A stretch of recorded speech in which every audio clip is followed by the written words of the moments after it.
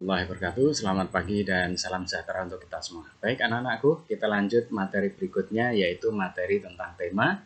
Hari ini kita belajar tematika, subtematika, pembelajaran pertama yaitu ayo menjadi penemu. Kita sudah mempelajari tokoh-tokoh dunia dengan penemuannya. Lalu, sikap seperti apakah yang harus dimiliki untuk menjadi seorang penemu? Ayo kita belajar dari Pak Habibie. Kenalkan kalian Pak Habibie? Iya, mantan Presiden Republik Indonesia yang ketiga.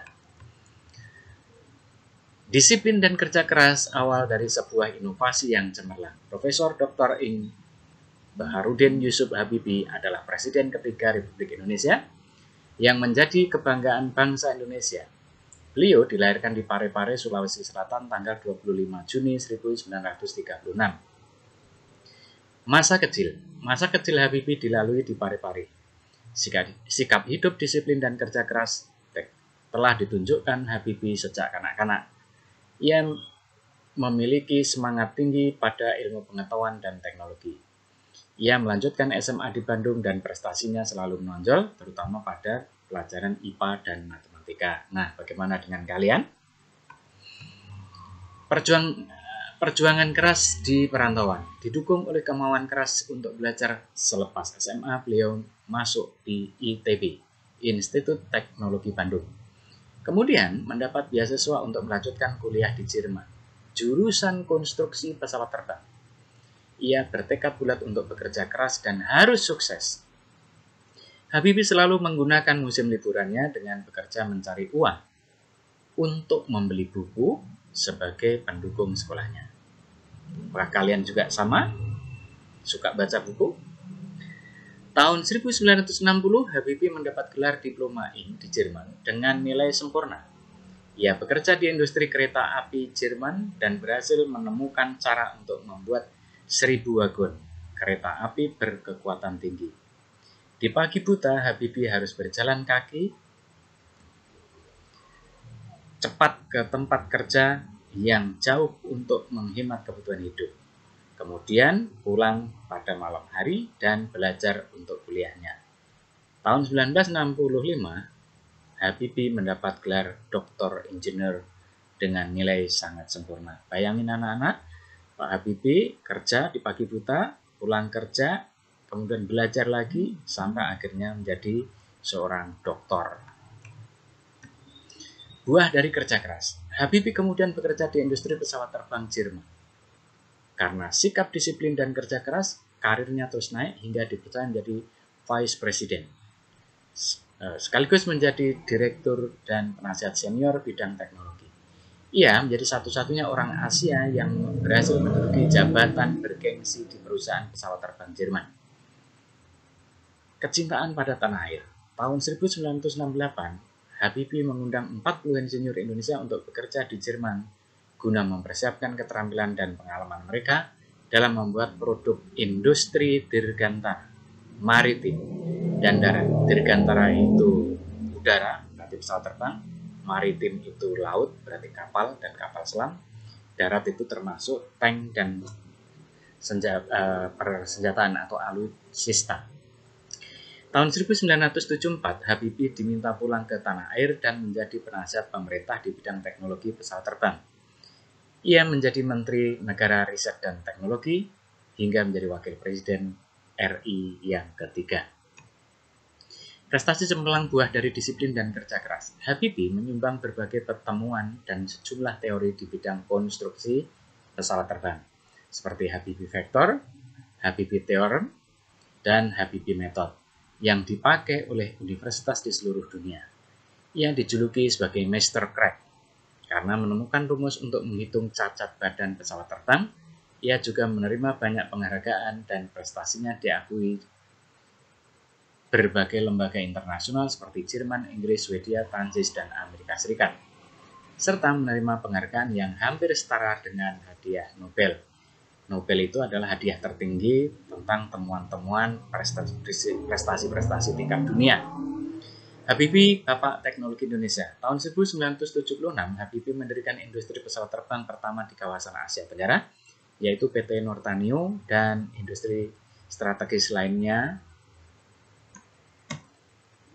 Industri binaannya berhasil memproduksi pesawat terbang, helikopter, senjata, amunisi, kapal, tank, panser, water cannon, kendaraan RPPM, kendaraan tempur, dan masih banyak lagi, baik untuk keperluan sipil maupun militer. Di tingkat dunia, Habibie terlibat dalam berbagai proyek desain dan konstruksi pesawat terbang, seperti Fokker yang ada di Belanda, pesawat angkut militer, jet eksekutif, Airbus, pesawat angkut teknologi dengan teknologi mendarat dan lepas landas secara vertikal, Raptor Typhoon ya, misalnya yang diproduksi di Swedia itu ternyata Pak Habibie ikut berperan. Lalu CN235 yang banyak diproduksi dan sudah dibeli negara lain, CN250. Selain itu, Habibie secara tidak langsung juga terlibat dalam proyek perhitungan dan desain helikopter, pesawat tempur multifungsi, beberapa peluru kendali, dan satelit di tingkat dunia. Oke, anak-anak, Pak Habibie pantas untuk menjadi teladan, dan mari kita mencontoh sikap-sikap positif Pak Habibie supaya kalian menjadi sukses di masa depannya. Selanjutnya anak-anak, kalian buka buku paket kalian juga, lalu jawab pertanyaan, apa topik masalah dari teks tersebut? Apakah teks tersebut adalah jenis teks eksplanasi ilmiah? Jelaskan, berikan contoh. Lalu jawabannya ditulis di kolom ini. Lalu di bawahnya juga masih ada lagi.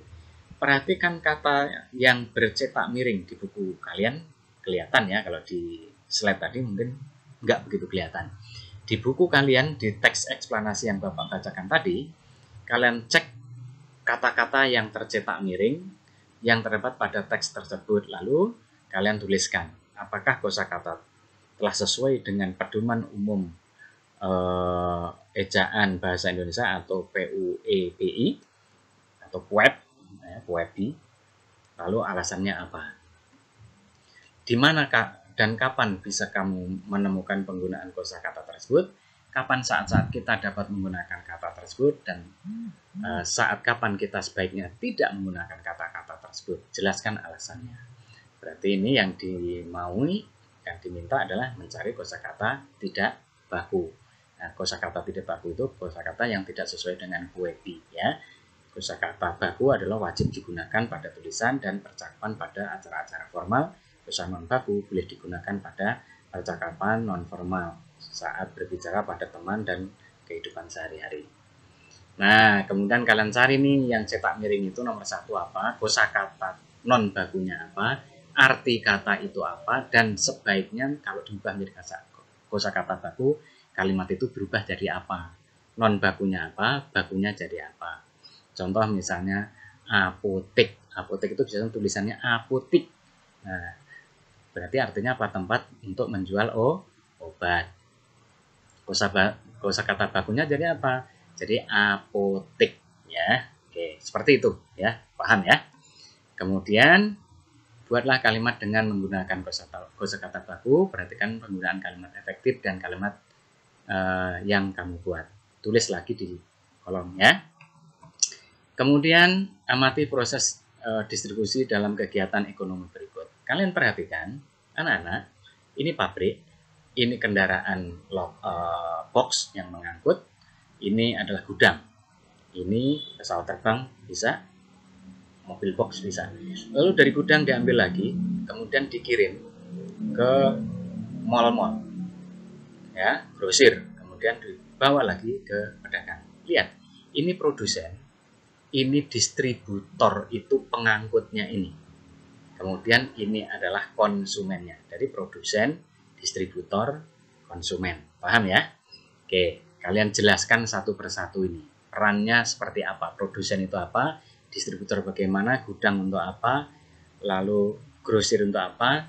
Lalu warung itu untuk apa? Oke? Nah, kemudian diskusikan, tulislah seperti ini di sini. Ya, seperti ini dalam kehidupan masyarakat, produksinya apa dan sebagainya, ini di buku paket kalian sudah ada. Oke, kemudian kamu cari, hubungkan yang tadi di atas ada rangkaian listrik seri dan non seri. Ini hubungannya apa? Serinya bagaimana, non serinya bagaimana? Yang ada hubungannya apa di sini? Oke, baik, itu saja. Terima kasih.